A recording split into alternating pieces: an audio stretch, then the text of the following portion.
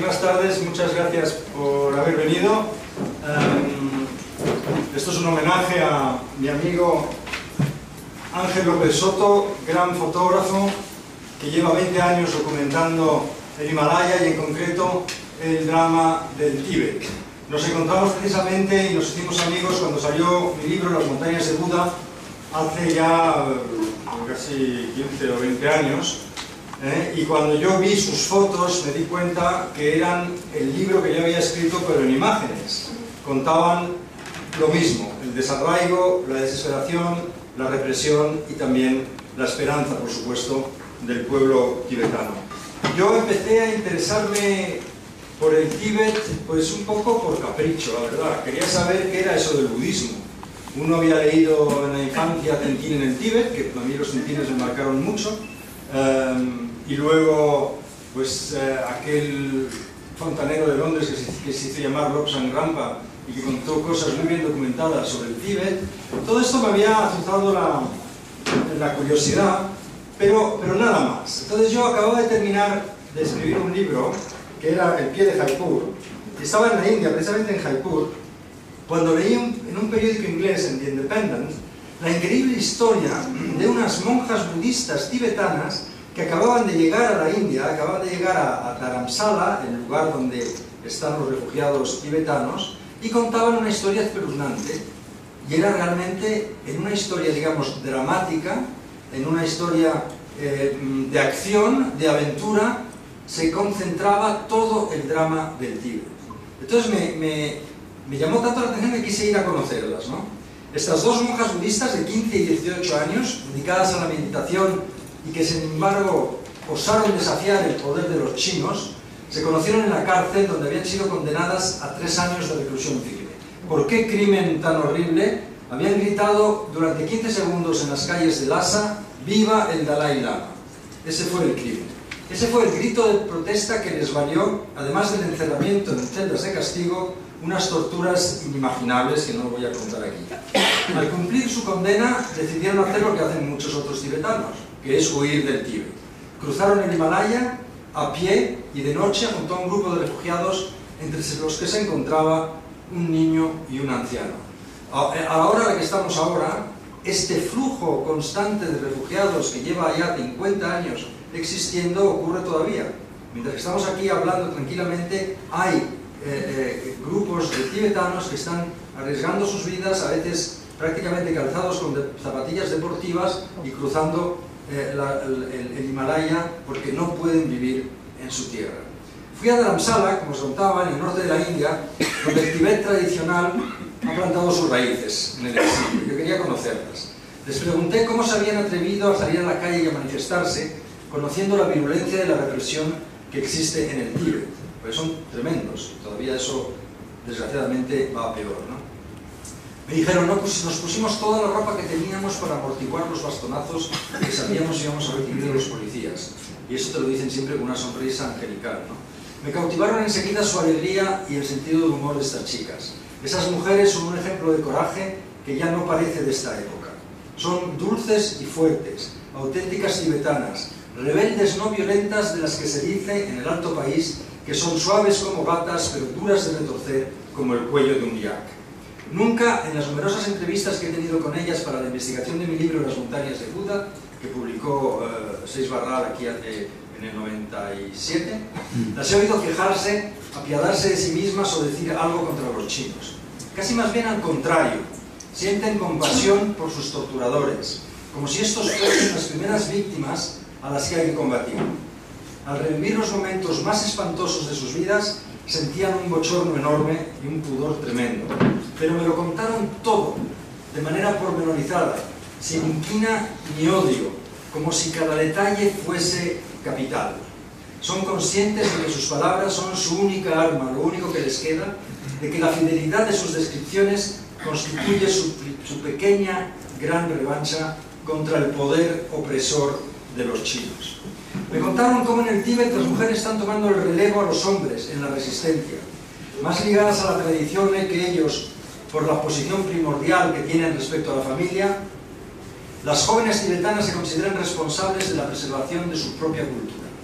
Para muchas, La mejor manera de asegurar esa continuidad es convertirse en monjas. Siempre un religioso puede comprometerse más fácilmente con la acción política que un civil que debe velar por su familia. Me enteré que la mitad de las 120 manifestaciones organizadas en los últimos años lo han sido bajo la iniciativa de monjas cuya media de edad no supera los 22 años. Al colocarse en primera línea de fuego, estas mujeres, tradicionalmente relegadas a un papel de segunda fila, se han ganado el respeto y el reconocimiento de sus compatriotas, que ahora sienten por ellas una admiración sin límite. Ellas, en el fondo, representan lo que se niega a desaparecer del otro lado del Himalaya: el espíritu de resistencia, la fe, el alma del Tíbet, todo lo que podemos ver en las fotos de López Soto. Cuando salieron de la cárcel, Kinsom, la mayor de las monjas, tenía 22 años. Como regalo de despedida la sacaron sangre a la fuerza, lo que, unido a las privaciones y las torturas, la dejaron exhausta y tan débil que apenas consiguió llegar a la aldea de su familia. Su amiga y compañera de viaje se llama Yandol, nombre que significa, los tibetanos son muy floridos, liberación por la melodía. Tiene ojos color de miel y una sonrisa de niña traviesa e inteligente. Tenía 19 años cuando salió de la cárcel. 19 años es la edad de las grandes decisiones. Tantos meses en aquel presidio infame les había hecho admitir que sería imposible seguir viviendo en el país donde habían nacido, en el Tíbet, aún después de ser liberadas. Sería como vivir en una cárcel sin barrotes, vigiladas de cerca por los comisarios políticos, imposibilitadas para seguir practicando su fe. La huida se había hecho imperativa.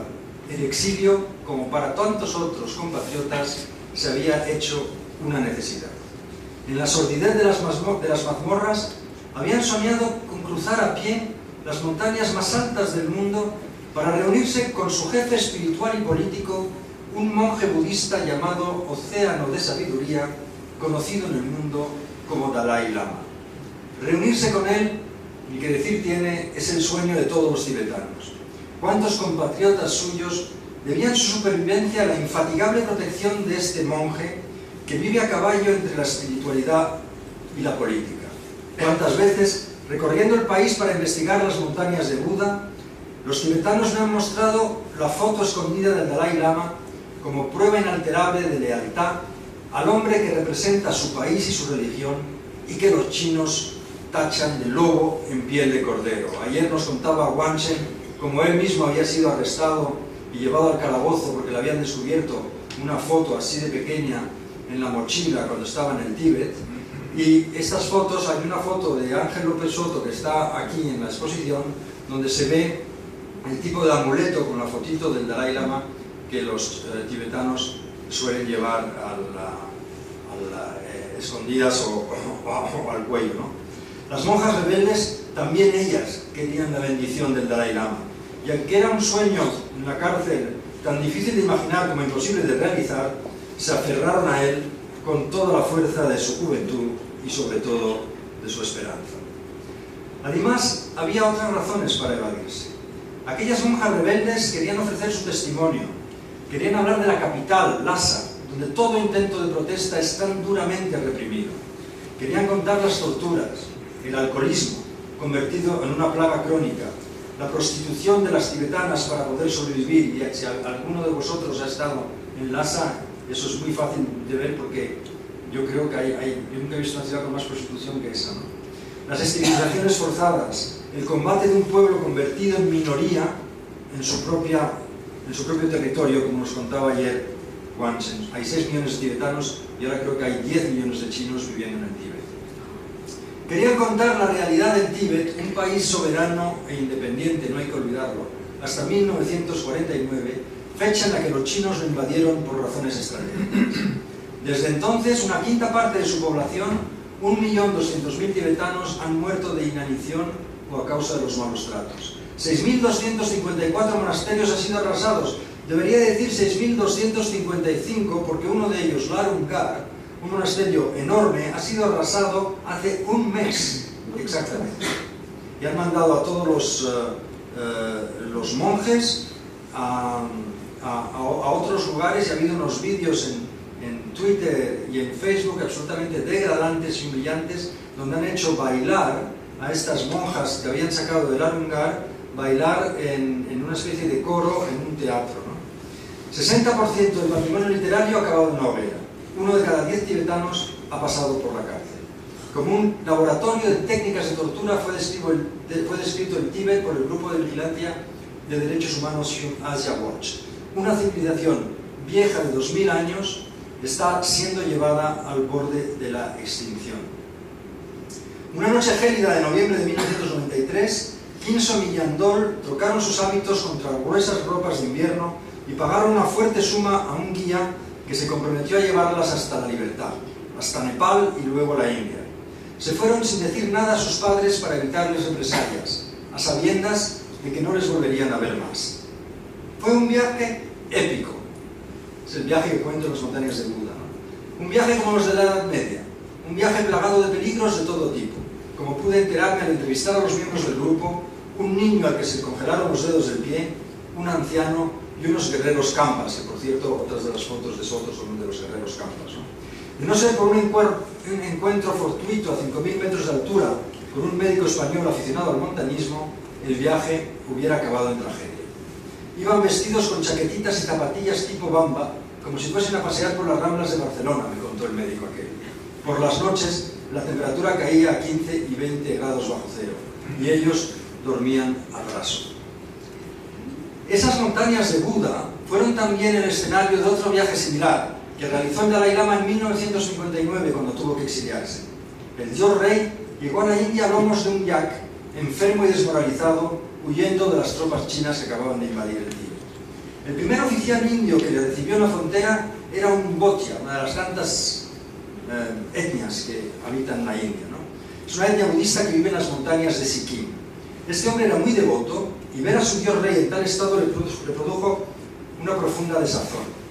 Quiso quedarse a su lado para guiarle por los vericuetos de su nueva vida en la India, y el Dalai Lama terminó por nombrarle su ayudante de campo. Fíjate la casualidad que el hijo de este oficial, Bhotia, acabó siendo embajador de la India en España.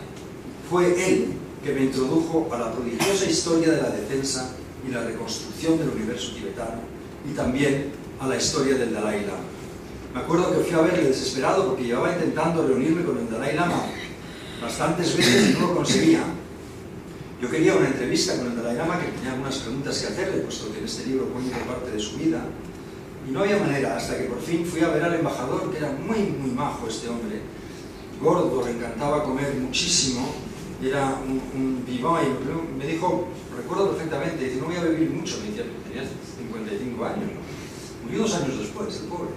Pero el caso es que esa visita, cuando yo le conté lo que estaba haciendo y lo que quería hacer, me abrió las puertas yo no sé qué hizo, si llamó por teléfono, si mandó, era antes del correo electrónico, mandó un mensaje o algo. El caso es que esa vez llegué a Dharamsala y por fin, después de tantos intentos y de tantos viajes frustrados, me abrió las puertas del entorno del Dalai Lama y pude ir a verlo bastantes veces y pasar tiempo con él, sobre todo.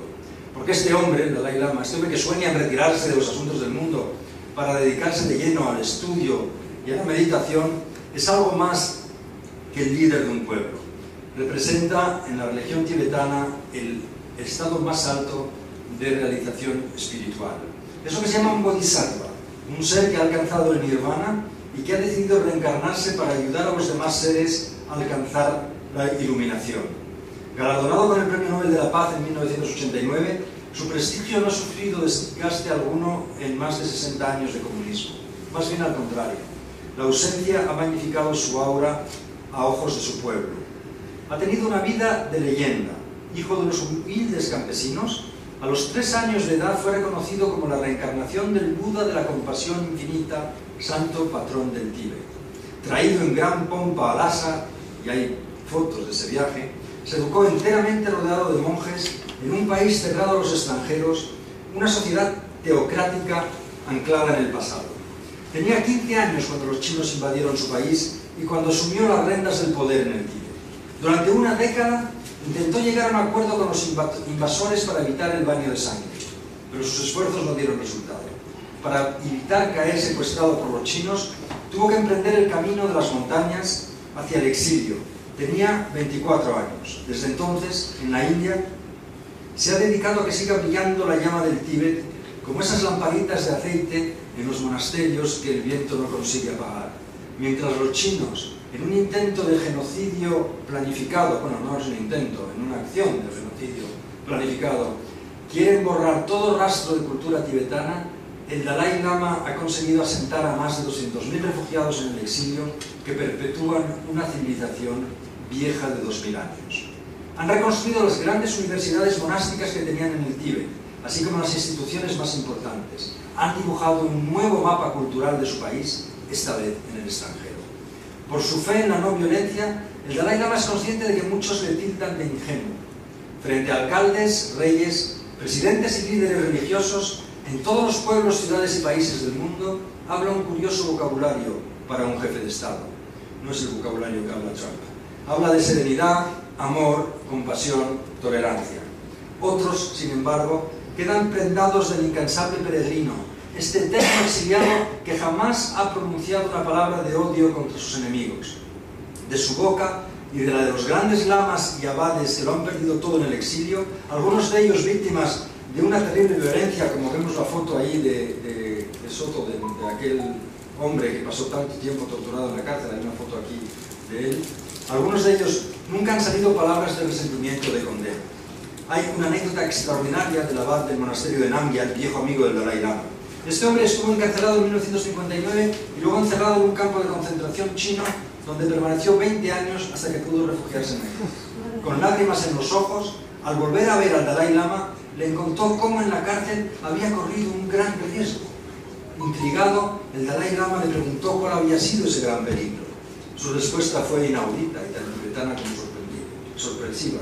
Había estado a punto de perder la compasión que sentía por los chinos. Hombres así son ejemplos de auténtica religión. El Dalai Lama, océano de sabiduría, señor del loto blanco, es el hombre más auténticamente modesto que he conocido. No se toma en serio, se ríe de sí mismo. Es campechano y enérgico, una curiosa mezcla de erudito y campesino. Te da unas grandes palmadas cuando te ve y te zarandea y se ríe, pero una risotada. Es lo que menos imaginas de un Buda. Desde luego, si se lo imagina levitando es muy difícil hacerse la idea. De luego, descubrió él la sencillez, desde luego, él la descubrió en el exilio, no tenía otra, ¿no? De luego todo el fasto y el protocolo que había rodeado su vida en Lhasa, y ahora reconoce que convertirse en refugiado le ha sido muy útil. Me acercó mucho más a la realidad, me contó. Tampoco tiene reparos en admitir que su política de no violencia no ha dado resultado en 60 años de invasión china. Pero no por ello está dispuesto a renunciar a sus principios, inspirados por su religión, el budismo, esencialmente una filosofía de paz. El personaje que más admira es Gandhi, un auténtico creyente en la armonía entre los hombres. Pero Gandhi tenía enfrente a un imperio inglés decadente y democrático. Al Dalai Lama le ha tocado el Partido Comunista Chino y esto es harina de otro costal. Una mueca de crispación se adueña de su rostro al hablar de la situación en el Tíbet. El asunto es muy grave, dice, aludiendo a la última invasión de los chinos, la inmigración demográfica que ha convertido a los tibetanos en minoritarios en su propia tierra. A pesar de ello, quiere ser optimista a largo plazo. Piensa que el sentimiento de amor a la libertad, inherente a todo ser humano, acabará por imponerse. Piensa que los chinos no vivirán eternamente apartados de la libertad, pero el tiempo no juega a su favor. Los chinos lo saben y esperan. En sus incontables viajes por el mundo para promover la causa de su pueblo, el Dalai Lama ha visto cómo los hombres viven en una tensión, una competición y un temor incesantes.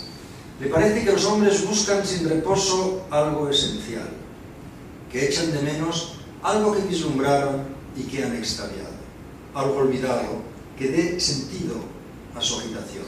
Quizá, piensa el Dalai Lama, han perdido el contacto con su dimensión más profunda, la más agradable también y la más fecunda. Se quedan en la superficie agitada del mar sin conocer la calma sobre la que reposar. Han perdido la paz del espíritu. Si los hombres son incapaces de desarrollar la paz interior, ¿cómo soñar con la paz entre las naciones? Si el hombre se muestra incapaz de curarse a sí mismo, ¿cómo soñar con curar el mundo? con un monje católico en España, cerca de Montserrat, un monje que fui a entrevistar, ha podido comparar las riquezas de la fe cristiana y de la filosofía budista. Hermanos en la contemplación, ambos compartían una misma fuerza, la que el hombre saca de la oración, del olvido de sí mismo y de la entrega a los demás, del abandono en brazos de una divinidad que cada cual nombra a su manera. Fue la primera vez que le sorprendió tamaño sentimiento de espiritualidad en un representante del cristianismo. Cuando le preguntó cuál era el tema de sus meditaciones, el monje le contestó simplemente: el amor. También esa es la base de las meditaciones del Dalai Lama. Sin amor y compasión no hay felicidad posible, y el amor solo nace en la paz del espíritu. No basta con el desarrollo material para alcanzar la felicidad, debe ir acompañado de un desarrollo espiritual. Esta es la base de su fe. Con los sufíes del Islam, el Dalai Lama encontró la misma infinidad del espíritu. Para él, mientras los hombres sigan maravillados ante el misterio de la vida, siempre existirá un camino. Quizás por eso, a los occidentales atraídos por el budismo, les aconseja no convertirse. Les aconseja, bueno, como a mí me lo dijo también, no te metas en esto. Para él, si cada civilización ha dado lugar a su propia religión, es porque ésta conviene mejor que la otra al carácter específico de cada pueblo. La última vez que entrevisté al Dalai Lama en su despacho, tan sencillo y austero como lo es él, me convertí en el entrevistador entrevistado. Acababa de regresar de un largo periplo por el Tíbet y el Dalai Lama quería saberlo todo. ¿Qué piensan los demás viajeros occidentales? ¿Ven lo que hay detrás de lo que los chinos les enseñan? No siempre, le contesté. Le conté que en el Tíbet los chinos hacen como los romanos. Para mostrar la extensión de su imperio han colocado mojones en el borde de la carretera que indican cifras que yo confundí con la altura. En realidad, se trata de la distancia que nos separaba de Pekín. Otros detalles chocan nada más entrar en el Tíbet. La ingente cantidad de militares y de prostitutas. Es auténticamente un país ocupado. En un pueblo a 5.000 metros de altura seguí por la noche una música que me llevó a una discoteca con luces de neón negro, espejitos brillantes y ritmo tecno. Hacía 15 grados bajo cero. Militares chinos, prostitutas y turistas bailaban desaforadamente, pero muy gracioso, al son de la SDG, como cual la cultura española viaja por el mundo. El bar ofrecía todos los alcoholes de Occidente, pero made in China. Los chinos están muy orgullosos de haber traído al Tíbet lo que ellos llaman la modernidad.